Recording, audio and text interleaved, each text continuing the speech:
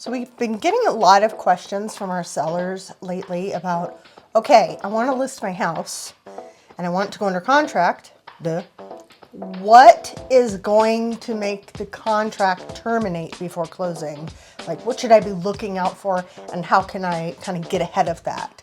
And so I know you deal with this quite a bit, so I really want to pick your brain about this. Great. Yeah, there's 3 top reasons why transactions terminate once we're under contract. My name is Derek Wagner. I'm Mariana Wagner, and we're with the Artisan Group at Keller Williams Premier Realty. So let's dive into the top 3 reasons why transactions terminate while we're under contract. What do you think is the biggest one, the biggest reason? Well, 80% of all transactions that fall apart because of the inspection. I have my theories on it, but I would say this. Usually it catches the seller off guard. They had no idea that their roof was bad, their, fill in the blank, their heater needed some repairs, their hot water heater has a leaking valve. Whatever the case is, it catches them off guard. Number 2 is they're financially unable to make those repairs before closing. They spend a lot of money fixing the house up and they just aren't prepared. Number 3 is they don't know who to call. You know, Mariana and I flip a lot of homes every year. We've got a killer vendor list. To get on our vendor list, you have to be quick, responsive, and be willing. You have to be good. Yep, you do have to be good. And then you also have to be willing to take payment at closing, meaning we'll put a complete roof on a house and the roofer is willing to get paid at the time of closing. This alleviates so much stress. I agree, because a lot of sellers, it's not like they don't have the money, they just won't have it till closing.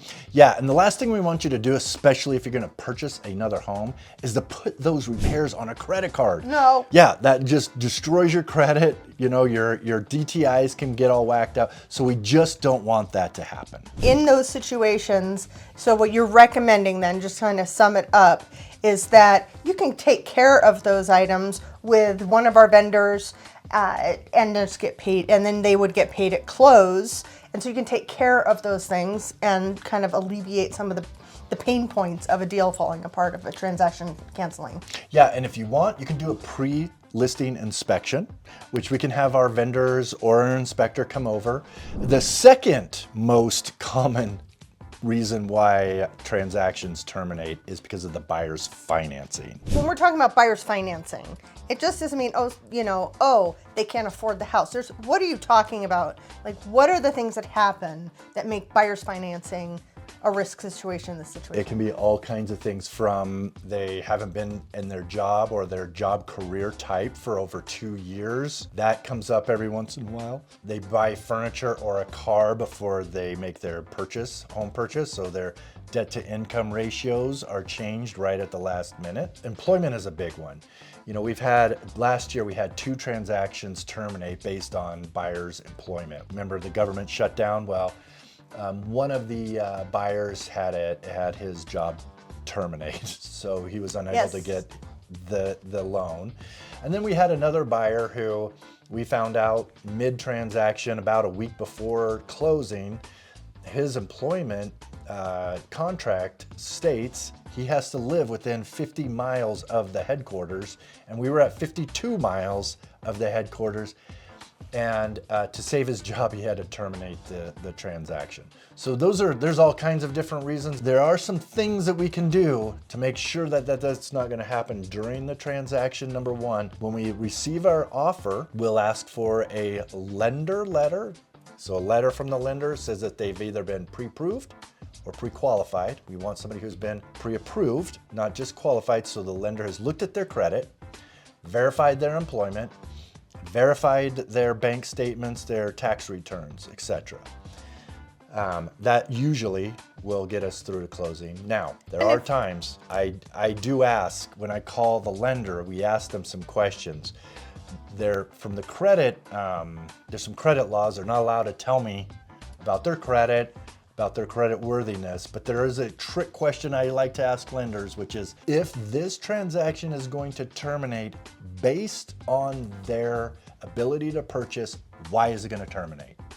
And then if there's an issue, they'll tell me. The nice thing too is when we get that lender letter, up front. One of the things that we know, is it a local lender? Is it a reputable lender? Is it someone you know? Because generally, you know, we kind of are in a small town vibe, and we know, oh, if it's this lender, we know that they have checked all the correct things. We know that they've already checked to see if there's, you know, going to be complications up front. So then the third most common reason for termination is the appraisal. In the event that an appraisal comes in low, there's a couple of things that we can do. We can, number one, we can dispute the appraisal, and we can usually find some value on items what I would call subjective value, things that you can't go to Home Depot for, and you know, like views.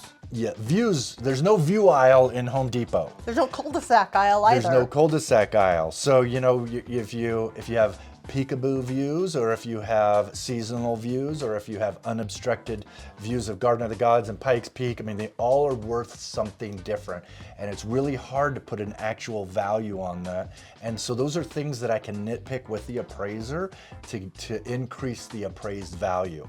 The actual definition of value is what a willing, able buyer is going to give you for your home. So if the buyer has written an offer for our asking price or the contract price, we try to get the appraiser to see that, and boy, maybe they thought the view was worth $50,000, $10,000, or the cul-de-sac or the corner lot was worth the extra $10,000, $15,000, or whatever it is. So that's usually how we work with the appraisers to get our value, our contract value. And I think one thing though that you're very good at, that we try to work in our business, is pricing the property right to begin with. So I know that when you're talking with our clients and with our sellers, you are also taking like the appraiser's view into it. Say, this is kind of how the appraiser's going to view it. And so you're either priced right, or you know what you're going to be up against. Yeah, exactly. Thank you so much for listening and for watching. And if you have any other questions, please feel free to reach out to us. Happy house hunting. Happy house hunting.